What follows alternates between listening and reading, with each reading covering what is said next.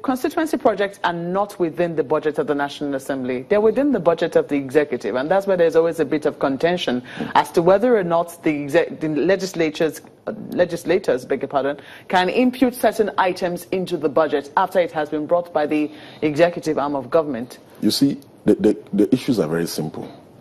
When matters of budget are brought between the National Assembly, that's why I said one of the greatest functions of the National Assembly is appropriation. The National Assembly that's why people come before the National Assembly to defend their budget. So the National Assembly will look into this budget, make amendments where necessary, ask relevant questions. So the issue of constituency project come within that line. And I keep saying something all the time. I said, democracy thrives when we allow the three arms of government, to function within stipulated laws, what the laws have said. So, and that's why I said, those who are calling for the scrapping of the National Assembly on social media, I said to myself, I said, if we scrap the National Assembly or the legislature, should we also scrap the judiciary? Should we also scrap the executive? Some of these issues, they have a negative impact on the image of the country. Because when you start dragging the leadership of the Senate, for instance, this Ali Ndume issue. Many people are saying that the National Assembly, is carrying out, the way it's carrying out its conduct, they're displaying impunity and all that. On the Ali Ndume issue, Ali Ndume was suspended by the Senate, not by Saraki.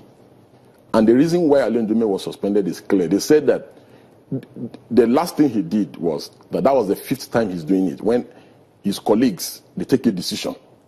After taking a decision, he will go public and do a press conference to counter the decisions of his colleagues. When Ali Ndume was removed as Senate leader, all the members of his party, APC, they signed except 4. Even him, he said that if he had known that all members of his party within the Senate did not like him, that he would have honorably resigned. So they said, for instance, on this issue of when they brought the $30 billion loan thing, the Senate took a decision that there was no documentation, that the executive must come with documentation to justify why this loan. Ali Ndume went public and condemned the decision of his colleagues in the Senate. On the Hamid Ali issue, he condemned his colleagues in the Senate. On the Magu issue, he condemned his colleagues. So when we discuss issues, we should always try to be objective. I don't have any political leaning. I'm just concerned about people calling for the scrap of the National Assembly, people saying that the National Assembly... I think the people who have called for the scrap have asked the question, do we need 2 chambers of the National Assembly? I think they say that perhaps we should do away with 1. Do you agree with them in their submission? Like I have said here, this 8th Senate has saved us many times. Look at the custom issue. Look at the $30 billion thing, loan thing.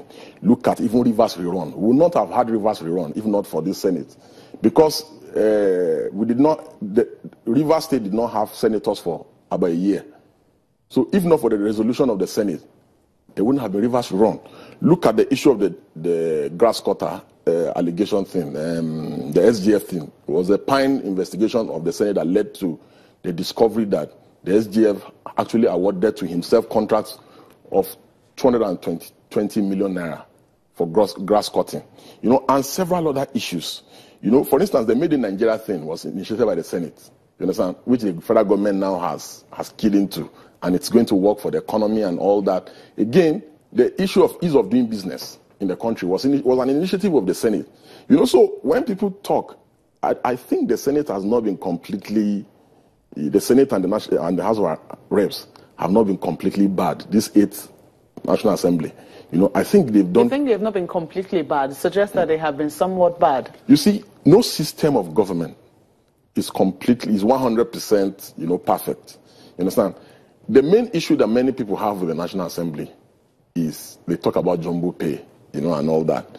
It's something that we've been discussing since 1999, and yes, if we say we want to run a parliamentary system of government. For instance, now I keep asking people, what has the federal government done? Look at the case of meningitis. They waited for 328 people to die before they set up a committee. I keep giving the example of Ebola. Look at that, the response of that Ebola thing. The urgency with which a National Council meeting was summoned in the villa. And the responses that the federal government, it was a daily thing. Do you see daily updates on TV? You don't see that response. It's not there. I don't know what is happening with the presidency, whether, maybe it's because of the health of the president and all that. I don't know. There seem not to be that, the fire is not there. And that's why I said this Senate, has become something. For instance, now, I'm very sure that if the Senate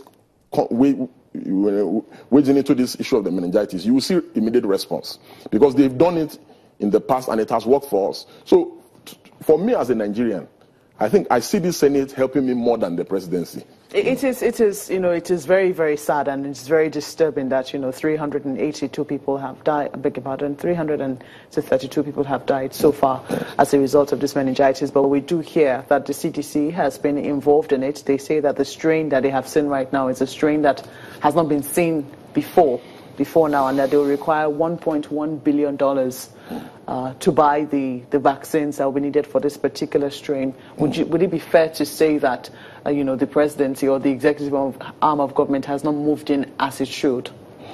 You see, Mark, $2.6 billion. They said they've spent $2.6 billion in the Northeast, right? That's what they say. But yet people are dying of hunger and starvation and this and that. Yet so much is going bad there, the Northeast. Now, like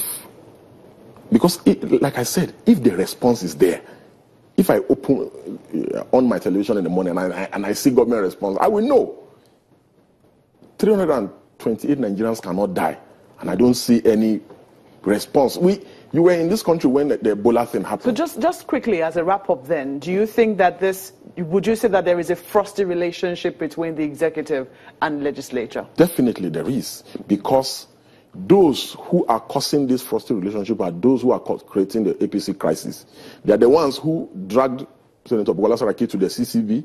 They are the ones that are doing everything wrong with this government. They are the ones that are the government within the government. They are the ones that are sabotaging the Buhari presidency. So you lay the blame firmly at the feet of the executive arm of government? I lay the blame at the cabal, the government within the presidency. But like I said, I exonerate the president. Deji, I'm afraid we have to go. We've been told to just wrap up. Thank you so much for coming on Sunrise Daily. I've been speaking with Deji Adeyanju, who is a former member of the People's Democratic Party. Would you join again? I don't know. Maybe.